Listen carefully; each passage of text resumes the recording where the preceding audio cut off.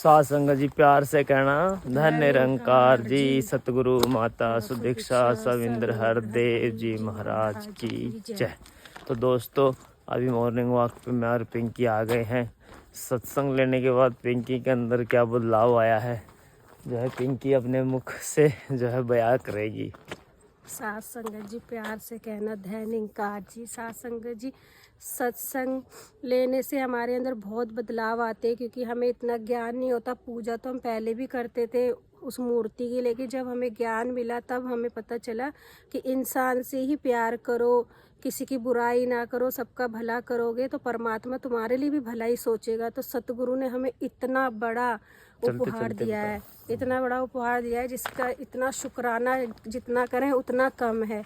साथ संगत जी हम समागम में गए थे, वहाँ इतना अच्छा लग रहा था कि आने का मन ही नहीं कर रहा था। साथ संगत जी जैसे कि पिंकी ने बताया अभी बदलाव ऐसे आता है कि घर के अंदर पहले तो हम एक दूसरे से काफ़ी चिल्ला कर बातें करते थे, गुस्से से बातें करते थे, तेज तेज बोल के। लेकिन साथ संगत जी जब से सतगुरु घट में बैठ गया तब से हम बात करने लग गए बहुत प्रेम भाव से। हम जान गए सच्चाई क्या है, हमें पता लग गया कि जो है जो सबको चला रहा है, जिसने सबकी रचना की है, जो सबके घट में बैठा हुआ है, हम सब उसी के अंश हैं। तो इसका मतलब यही ऐसा दोस्तों कि जैसे भी हम अपने घर परिवार में प्रेम से भाव से रहते हैं, वैसे ही प्रेम भाव हमें बाहर भी रहना है। ऐसा नहीं है कि जो निरंकारी हैं केवल हम उन्हीं के साथ वही व्यवहार रखें, हमें जो नॉन निरंकारी हैं उनके साथ भी प्रेम भाव से ही बर्ताव रखना है। हमारे मामा जी ने जब बचपन में हम छोटे थे तो हमें एक कहानी सुनाई थी। वो कहानी अब मुझे ज्ञान लेने के बाद उस कहानी का अर्थ पता लगा।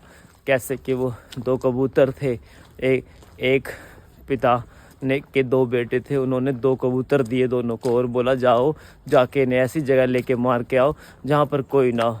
तो इसमें दोस्तों हर घर में जो बच्चे होते हैं, जैसे 3 4 या 2 बच्चे, सबका दिमाग अलग अलग होता है।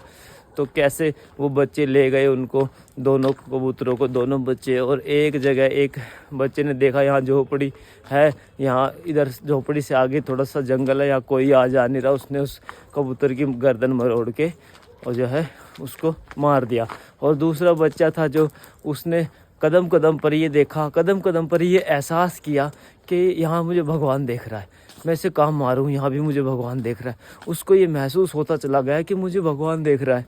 क्योंकि जो जिनके मन में जो है, जिनका मन और हृदय साफ होता है, उनको कहीं ना कहीं निरंकार उनको जो अगवा कर देता है।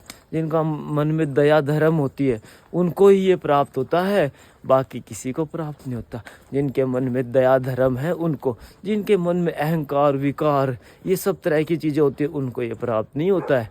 तो इसलिए वो बच्चा जो है उसको ले आया कबूतर को जिंदा ही, और उसने अपने पापा को आके बताया। तो ये कहानी अब मुझे समझ में आई, क्योंकि हरि तो सर्वत्र विराजमान है, नारायण तो सर्वत्र विराजमान है, सतगुरु सर्वत्र विराजमान है। तो इसलिए जहाँ भी चले जाए हम जहाँ भी चले जाए ये हमारे साथ ही रहेगा।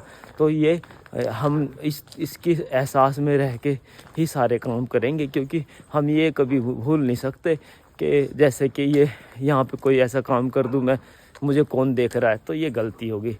तो अब मुझे उस कहानी का अर्थ समझ में लगा। साथ संगत जी बहुत अच्छा लगता है, प्रेम भाव की भावना सतगुरु ने बता दी है, प्यार से बोलना सतगुरु ने सिखा दिया है।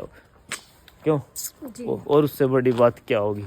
तो सबसे प्यार स्नेह करो, जितना जिस झुकोगे उतना परमात्मा तुम्हें अपने पास बुलाएगा। हनुमान जी तो सिर्फ झुक के ही रहते थे, सबसे ज़्यादा जो है परम भक्त हनुमान जी का किस्सा कौन नहीं जानता उनको, और माया ने कभी घेर नहीं पाई उनको दोस्तों, क्योंकि वो हमेशा झुक के रहे, हमेशा झुक के। चलो चलते हैं अब हम भी, और वक्त भी होता जा रहा है, और फिर कल मिलते हैं आपसे। प्यार से कहना धन्य निरंकार जी।